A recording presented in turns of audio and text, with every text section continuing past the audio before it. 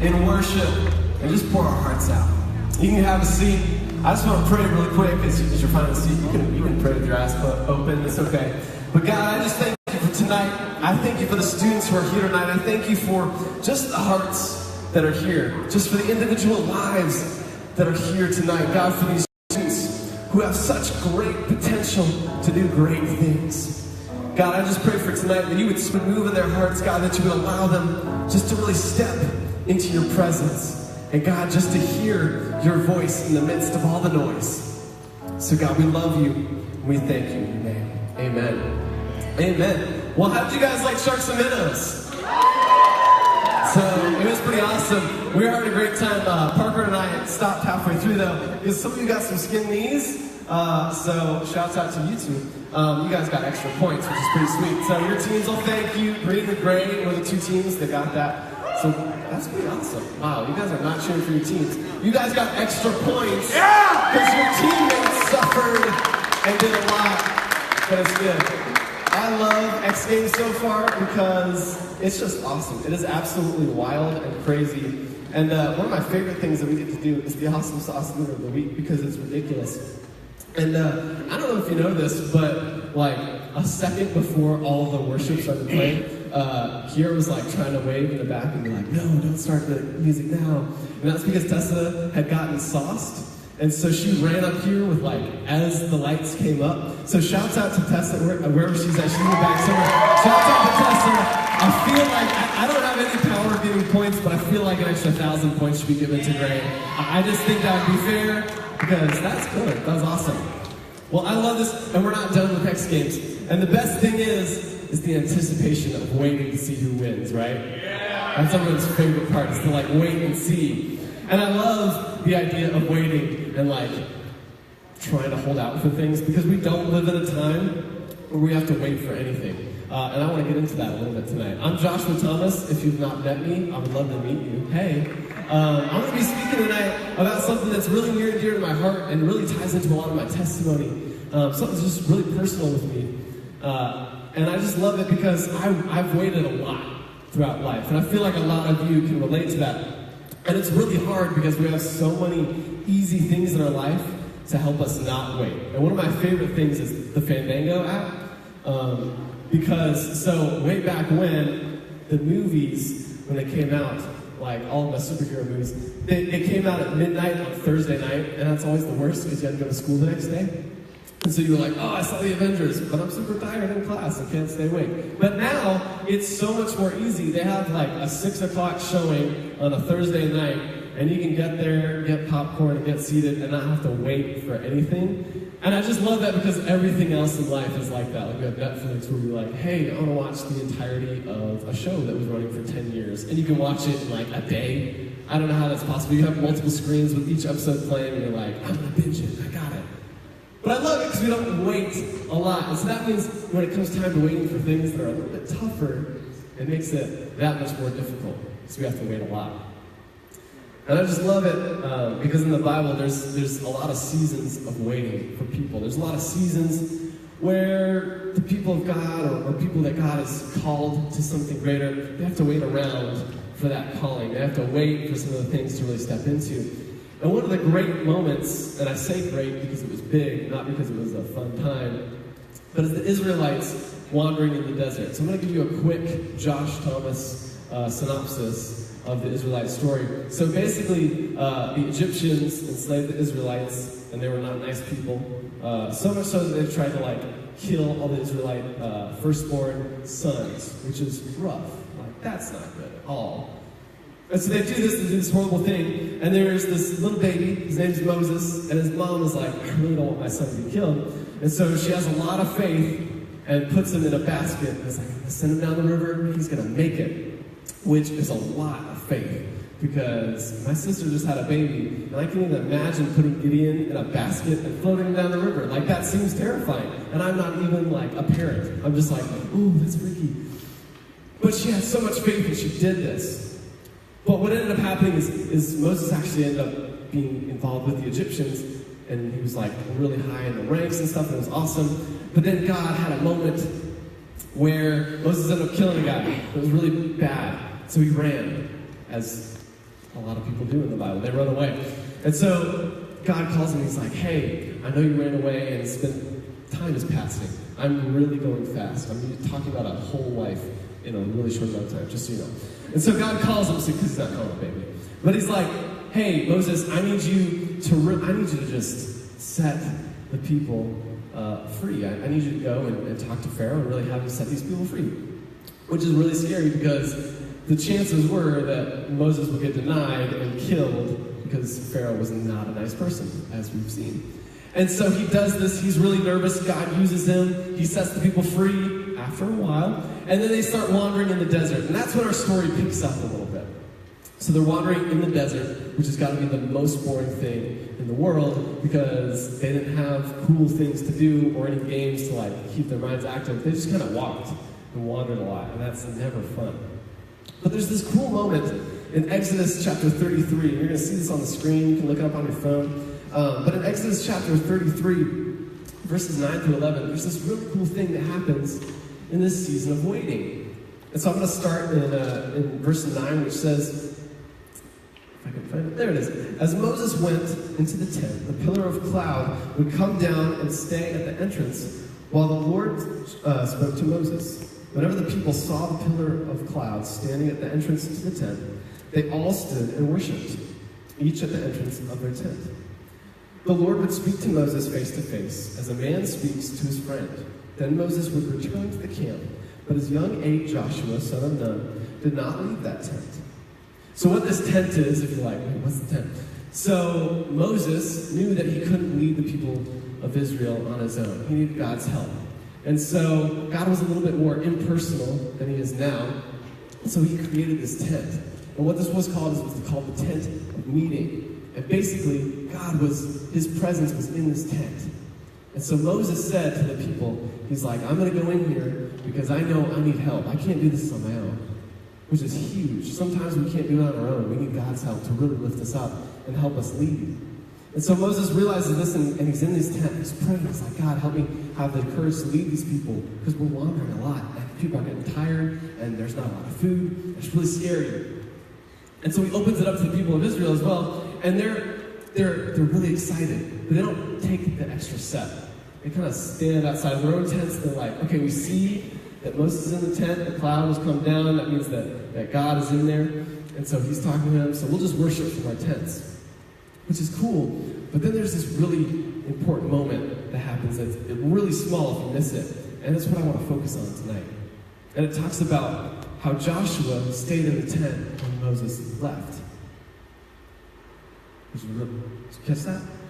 So Moses, he's in the tent. He's asking God for everything he needs because he's in the position of leadership. He's the one in charge. And so he's got a lot of pressure on him. So he's like, God, I need you to help me lead. And then he has to go out and lead.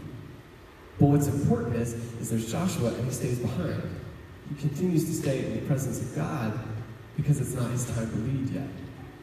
I think for many of you as students, as middle schoolers and high schoolers, there's a lot of things that you're really excited about. And there's a lot of things that you see in the future, like college, which is a huge thing that a lot of people will start asking about. And then there's also this whole God thing, that God has a calling on your life, but you're not really sure what that is.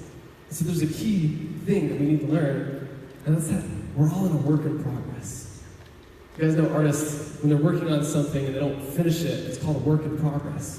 And that's because they're not finished with the final product. You are a work in progress because God isn't finished with you yet.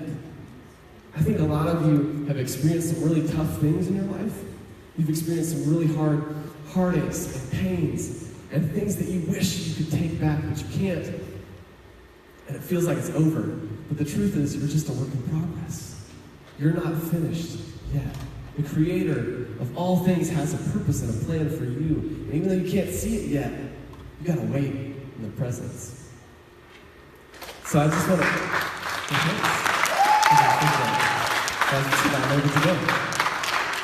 So there's a cool thing that happens because there's a lot of questions, I think, in life that we all have, like simple questions where it's like, what kind of friends do I want to have? What kind of hobbies am I interested in? And then there's like the bigger questions in life that are a little bit harder. Some things, I mentioned college, but then there's some questions in life like, why did my parents split up? Why did my dad say that thing to me? Why did that friend that I thought was close do that thing and create a barrier between us? Why did that person do something to me that was not right? Why did these things happen? And it's hard in these moments to look at yourself and see yourself as a work in progress because it feels like your world is over. It feels like it's the end, but I'm telling you that it's the beginning of your story. And your story is going to speak to so many people. Yeah. And so what I want to talk about tonight is I want to talk about two things. Two things to help you during this season of waiting. Because these are two things that God has taught me throughout the years, because I've waited a lot. A lot of different things, and I had a lot of different struggles in my past that I'm going to talk about towards the end. But these two key points are things that God has really been pouring in my heart and just pouring on me. And the first of that is that endurance builds character. Endurance builds character. So if you're taking notes on your phone, just write that down. Endurance builds character.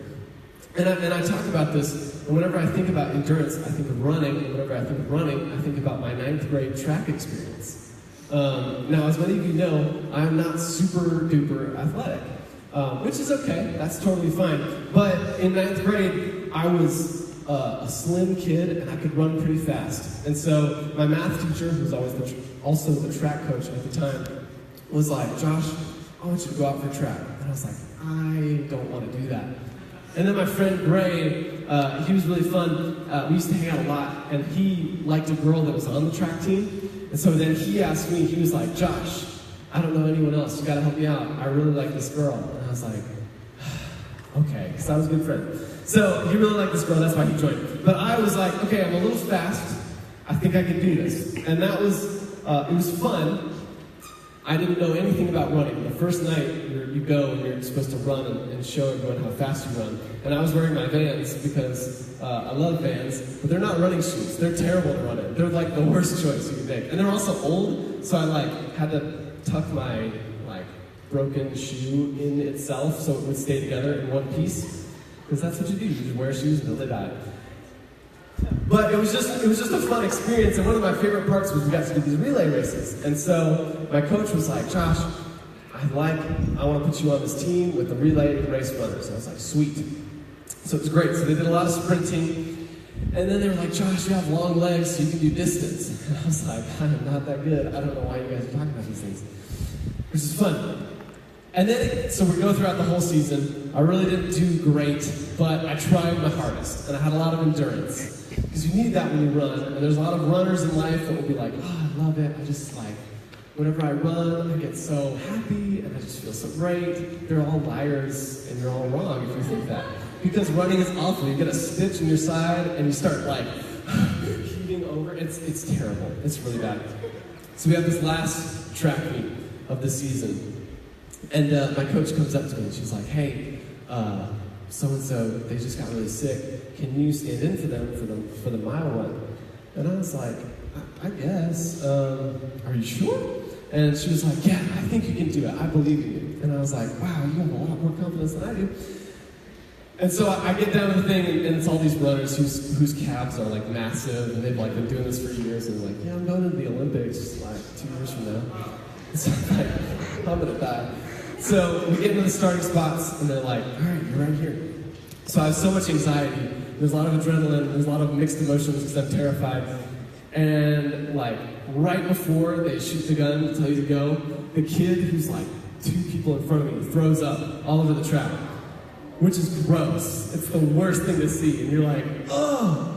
So they stop the race, and so your anxiety is building throughout this whole time. They're cleaning up this gross person's vomit off the track so you don't run in it, which is the worst. Again, not a fan of running. It's okay. So we get into position, and they shoot the gun, and you go. So I start running, I'm like, I feel great. This is awesome. I'm actually I'm ahead of some people. But they stagger you, so you're not actually ahead of people. It's a trick. So I'm going, and then at one point, you're all supposed to merge into the center lane, track, whatever. And I'm in the last of the last in that lane. And so I'm going, and then some people are like, hey, move over. And they're yelling at me to move over because they've lapped me at this point. It's terrible.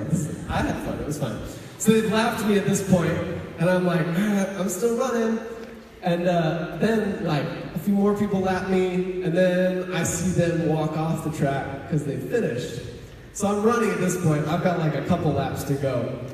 And it was terrible. I was like, I guess I just gotta finish, because I look over and I see my coach, and she's like, "You got this, Josh." Again, a lot more confidence than I do. And so I'm running, and I'm like, gosh, this is the last lap that I have to make. And at this point, they're setting up for another race. This is a true story. I'm not making this up. They're setting up for another race. So they're like, you have to go to the far end, which is wider, spacing-wise, so you have to run longer. And I was like, all right, I'm still going to finish, though. And I remember coming around, and there's the last 100 meters or so, and I'm running, and my stomach feels like it's just exploded already. I thought I was going to die.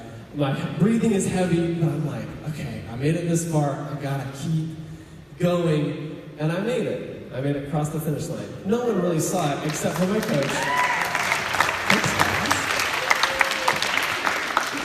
My coach was just so proud of me afterwards. She was like, "Great job, you finished, like, awesome." I was like, oh, I feel terrible, like emotionally and physically. But that was an awesome moment for my life, because God showed me something in that moment, and it was that endurance builds character.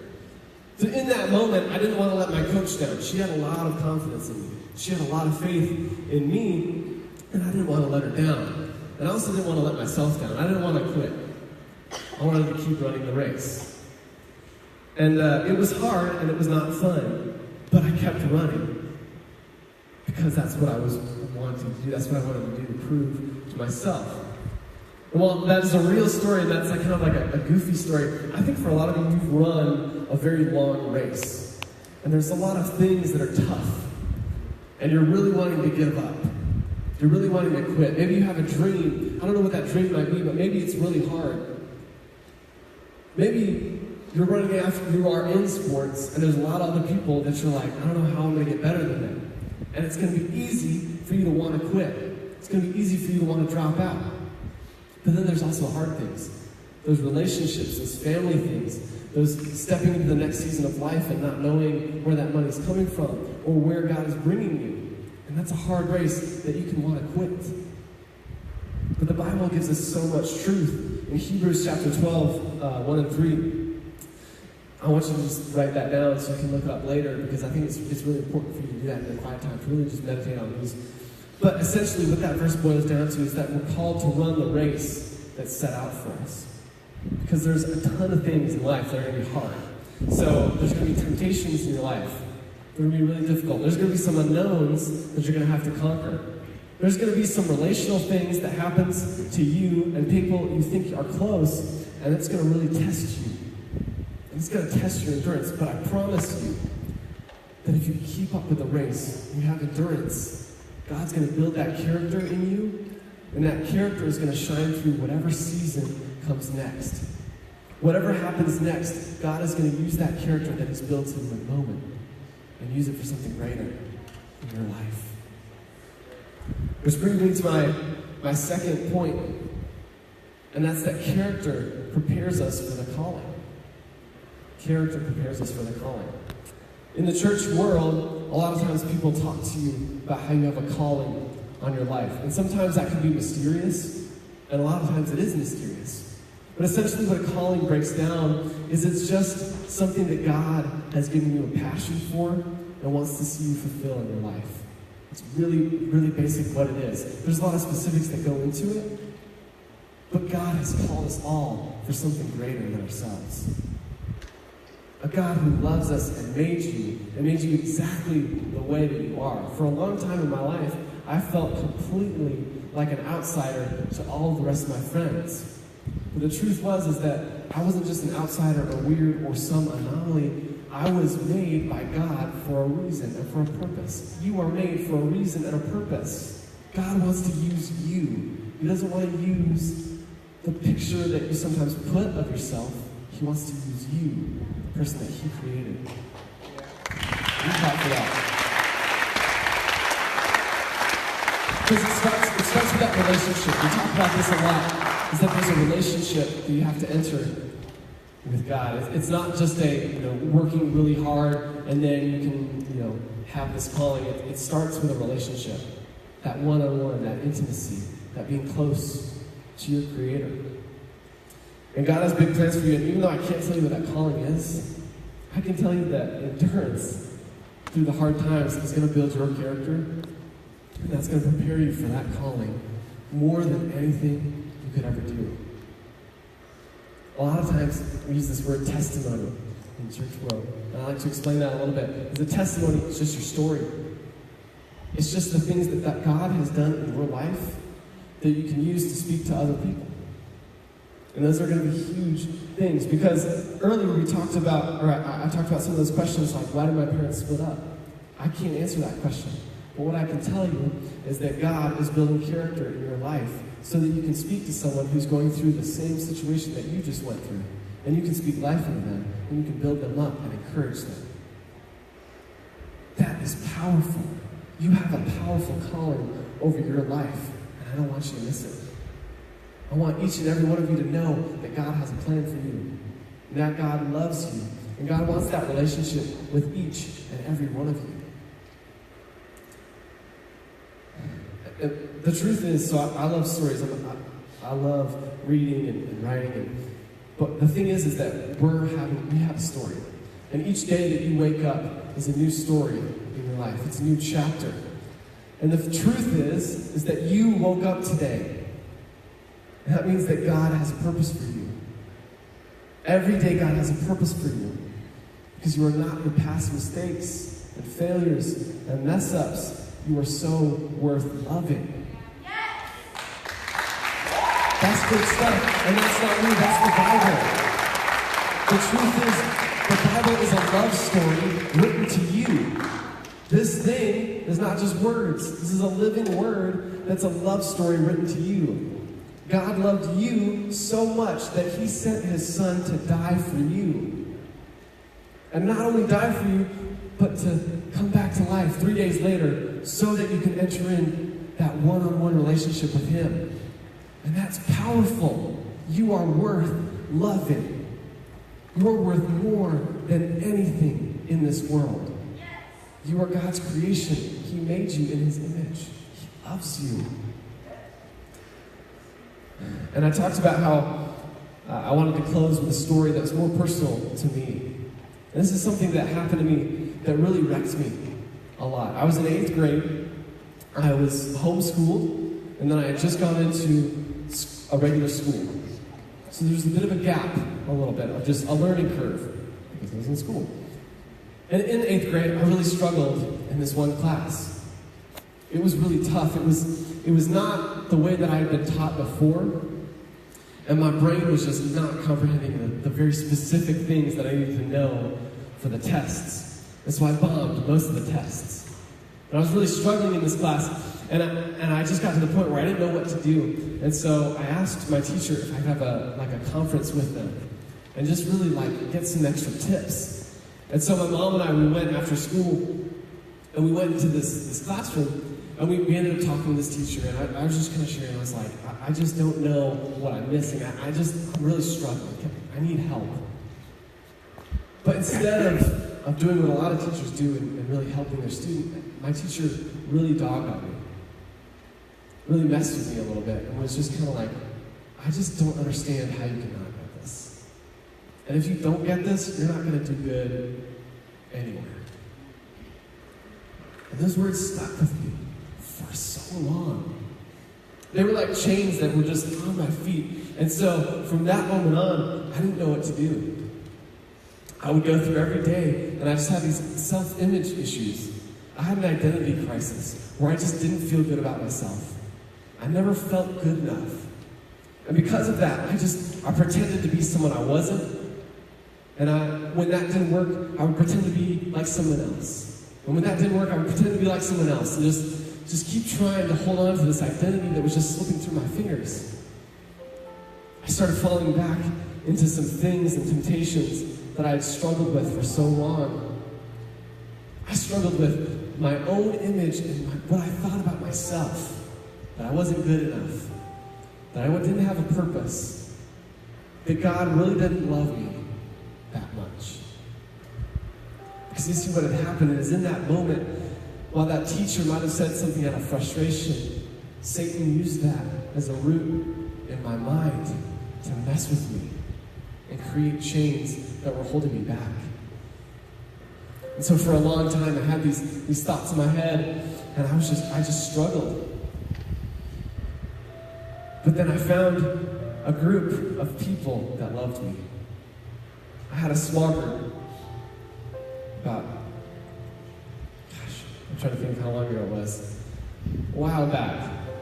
But it was a group of guys that just loved me for who I was. I was really not excited to be there. I really didn't enjoy going to church a lot. But what happened was I started going to church, started going here, and I got plugged in with a group of guys that were just awesome. That's the best word for it. They were a group of guys that just stuck with me. They were weird. They were goofy. They were my people. And I loved it. But what was great is they helped me learn that I could be myself, because who I am is who God designed me to be. Anything else I try to do, any other mask I try and put on, anything I try and pretend to be is not who God made me to be. And I don't want to live like that. And so when I learned that, these chains, one by one, just started falling away. And I want that story to be the same for you. I want those chains in your life. Because I don't know what's going on in your life. I don't know what's happened in your past. I don't know what mistakes you've made. I don't know the things that people have done to you. But I do know one thing, and that's that God loves you more than anything. And He wants you to enter into His family. Because He has a purpose for you. And I look back now at that season, and I look at my seasons of waiting. I'm in a season of waiting now. And the thing that I want to just remind myself on a daily basis is I want to be like Joshua. I want to be that guy who's not the leader yet, but he knows his time is coming, and so he's going to rest in the tent. And I want the same to be true for you. Your time for leading hasn't come yet, but God is working your heart and wants to show you things and reveal some things in your life that are going to change your world. He wants you to rest in His presence. He wants you to rest in that tent. And the wonderful thing about it is you don't have to go to a tent anymore. What I talked about earlier is that this being a love story, and that's because God sent His Son, Jesus, to live as a man on the earth, fully God and fully man, going through all the things that you've gone through, but being perfect in those things. And so this perfect person was put to death to take on your sins, to help free you and unlock those chains. But He didn't stay dead. He rose again 3 days later so that He could enter into a relationship with us. We don't have to go to a tent anymore. We don't have to seek out His presence. God's presence is with you if you ask for it. And so what I want to do today is I want to give you an opportunity. If you've never made that decision before, if you've never entered into His presence and said, God, I need you more than anything in the world, I want to give you that opportunity. If you would, just bow your head with me. You can repeat these words after me. You can put it in your own style. The words aren't magic. This is just a prayer that you can easily say. You say, God, I've made mistakes. I'm not perfect. And some imperfect things have happened to me. But God, I choose you. I choose to believe that you sent your Son to die for me and raise again so that you can enter into a relationship. And so God, I just pray for that relationship. I ask right now that that relationship would just enter into my life. And God, I just thank you for loving me no matter what. With heads bowed and eyes closed, I think some of you made that decision tonight for the first time and say, God, I want a relationship with you. I want to let go of this mask. I want to let go of these things that people have done to me. I want to let go of these mistakes that I've made. And I want to have a relationship with you. And what I'd like to do is I'd like to pray with you. So if you made that decision, I just want you to do something really simple. I'm not going to call you up front. I'm not going to weird you out. I just want you to raise your hand and look up at me. See that hand? Yeah. That's good. Amen. Amen. Amen.